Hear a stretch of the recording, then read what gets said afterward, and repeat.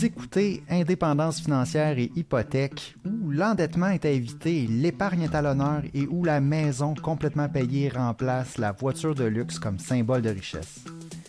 Je suis Frédéric Lacharité, courtier hypothécaire à Montréal et au Québec. Je veux vous aider à prendre le contrôle de vos finances, à transformer votre vie. Je vous transmets ma formule pour atteindre l'indépendance financière.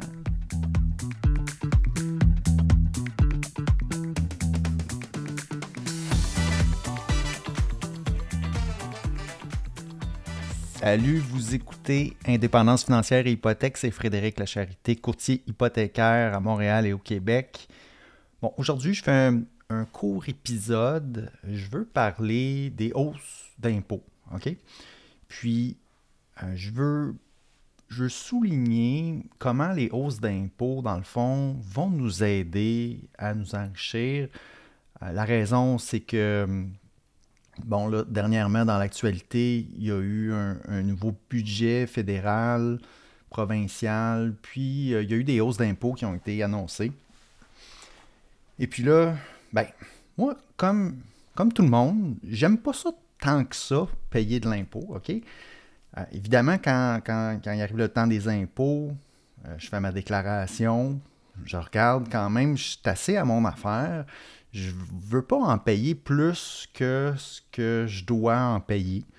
OK? Puis, par contre, tu sais, je vais la payer, mon impôt. OK? Puis je vous explique un peu ma réflexion. Puis là, quand il y a des nouvelles mesures, où est-ce que le gouvernement annonce qu'il va avoir plus d'impôts? Puis là, je parle particulièrement de la hausse de l'impôt sur le gain en capital. Donc, tout gain en capital au-delà de 250 000 va être imposé à 66 % versus 50 % comme ça l'est en ce moment.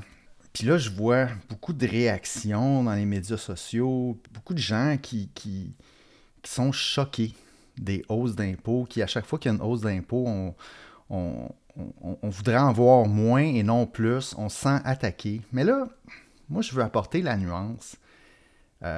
Particulièrement, justement, l'annonce de la hausse d'impôt par rapport au gain capital, ça a été calculé que ça l'affecte.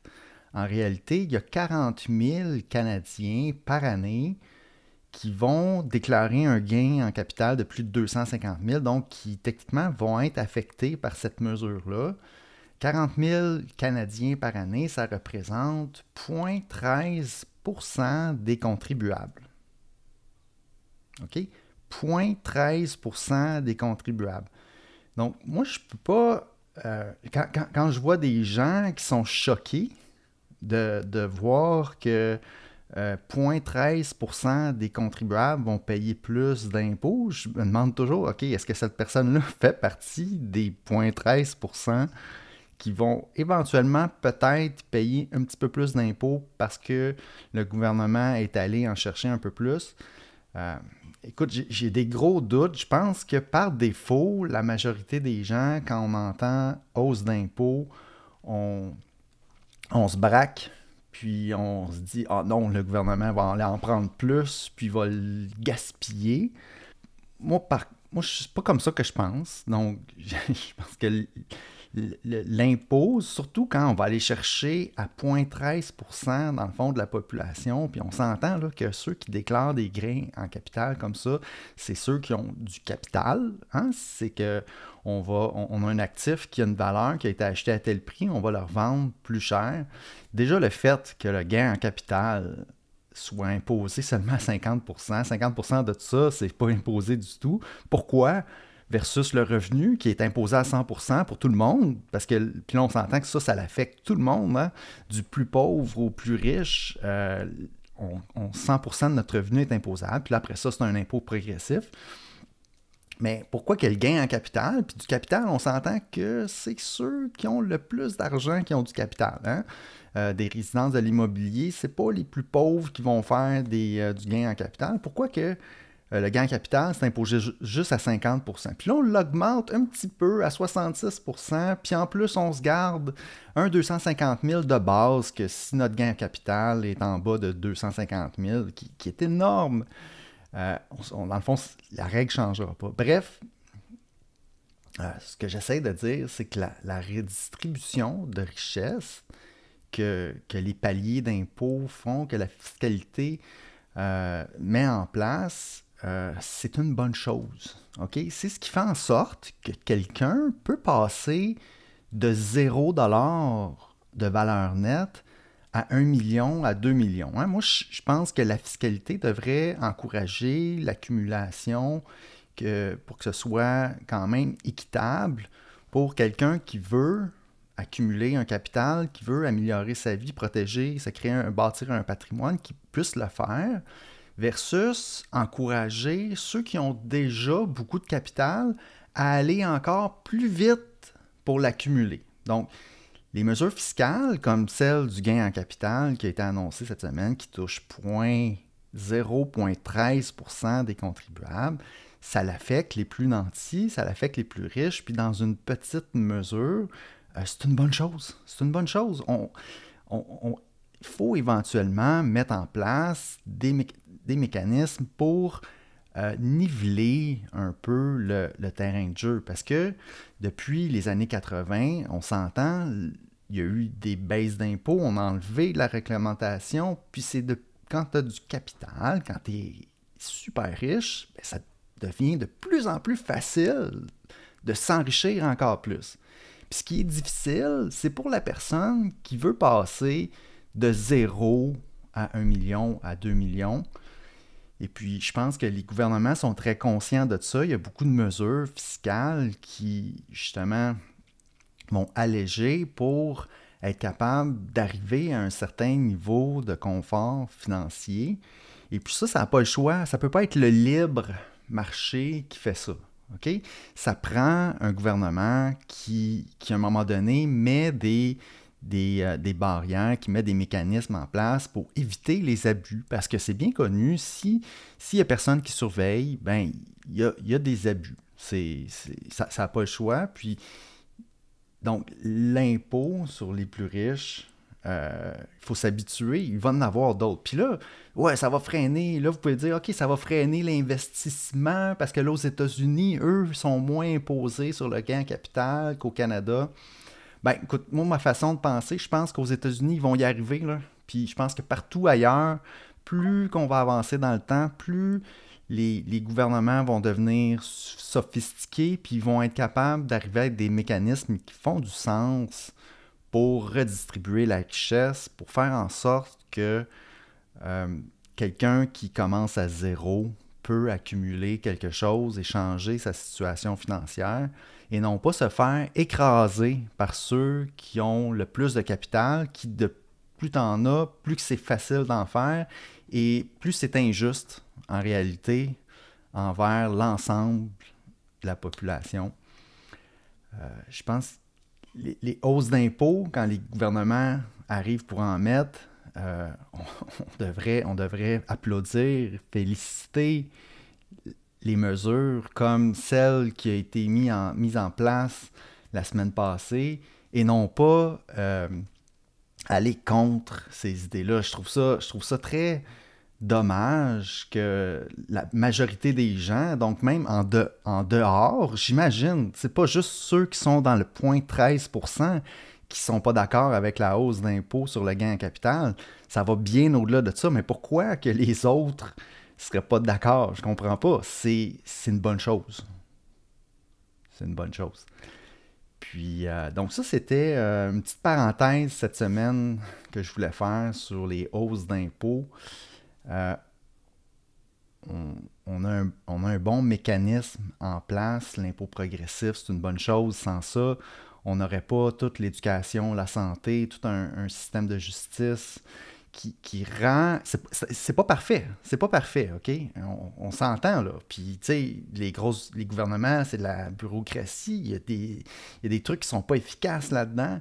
Puis, tu sais, mais on peut pas s'arrêter à dire « Ah, parce que c'est des grosses institutions puis que c'est pas efficace, ils vont comme gaspiller notre argent, dire que on abandonne puis qu'on devrait tout gérer au privé. » Parce que ça, on le sait que ça marche pas. Ça, on le sait. On a régressé depuis les années 80 par rapport à ça. Les écarts de richesse sont plus grands en 2024 qu'en 1980. parce que justement, il y a eu de la déréglementation. Puis éventuellement, il faut évoluer, il faut revenir à euh, un système qui est plus juste, qui va redistribuer de façon un petit peu plus agressive. Il faut mettre des choses en place, comme l'impôt sur le gain en capital. Pourquoi pas qu'éventuellement, on imposerait le gain en capital à 100%. Je ne vois pas de raison pourquoi on ne le ferait pas. Euh, Petit à petit, tu sais, puis tous les pays en même temps. Il ne faut pas que ce soit comme juste un pays, puis l'autre pays à côté n'impose rien. Évidemment, ça va se faire sur des longues années. Peut-être éventuellement imposer le capital, pas juste imposer le revenu. Tu sais, le revenu, ça touche tout le monde, même les plus pauvres. Ceux qui ont du capital, ensuite, pourraient être imposés sur la valeur qu'ils ont. Ça aussi, ça aiderait, tu sais. À un moment donné, si à ton nom, tu as 10 millions de dollars, ben peut-être que tu pourrais être imposé à partir de 10 millions sur 0,05% de ta fortune. T'sais. Puis ça mettrait en place un petit peu des mécanismes de limite à l'enrichissement, puis ça limiterait un petit peu les inégalités. Hein, moi, ça me tient à cœur. Moi, quand j'ai commencé à zéro dans ma situation financière, quand j'ai commencé à travailler, j'avais rien. Euh, J'arrivais d'une famille modeste, milieu ouvrier, puis là, je me suis mis à travailler, puis là, je me suis rendu compte que, Colin, OK, oui, je fais des sous, sauf que en réalité, il faut accumuler un peu pour vraiment arriver à un niveau de confort pour pouvoir prendre soin de sa santé correctement, ne pas se tuer à l'ouvrage jusqu'à 65 ans. Il faut être capable d'en accumuler un peu. Puis le mécanisme de redistribution de richesses, de l'impôt progressif, puis toutes les mesures fiscales en place vont aider dans ce sens-là. Il ne faut pas décourager ces mesures-là, il faut plutôt les applaudir. Donc, voilà, c'était mon petit rant ce matin sur le budget. Évidemment, on ne veut pas payer plus que ce qu'on doit. Ça, c'est important. Par contre, il ne faut pas demander au gouvernement d'enlever tout l'impôt puis de laisser tout aller au privé. Je pense que ça, c'est vraiment, c'est vraiment ce que les super riches aimeraient. Puis, ce qu'ils ont réussi c'est ce que je pense que les super riches ont réussi à faire depuis les années 80, c'est de transmettre ce message-là aux plus pauvres que l'impôt, c'est mal. Puis je trouve que c'est comme une genre de manipulation, là, parce que aujourd'hui, j'entends plein de monde qui veulent pas plus d'impôts, mais c'est pas nécessairement des gens super riches là, qui disent ça. Donc, mais comment ça se fait, comment ça se fait qu'on est rendu là? C'est une bonne chose, là, quand tu n'as pas beaucoup de capital. Toute hausse d'impôts pour les plus riches, c'est une bonne chose pour toi, là. OK, je m'arrête là. Sur ce, je vous souhaite un bon cheminement vers l'indépendance financière. Regardez comme il faut votre planification fiscale, évidemment. Moi non plus, j'aime pas ça, payer de l'impôt. Je suis certain que vous autres non plus. Mais je vais quand même continuer d'encourager les mesures comme celles qui ont été mises en place dans le dernier budget.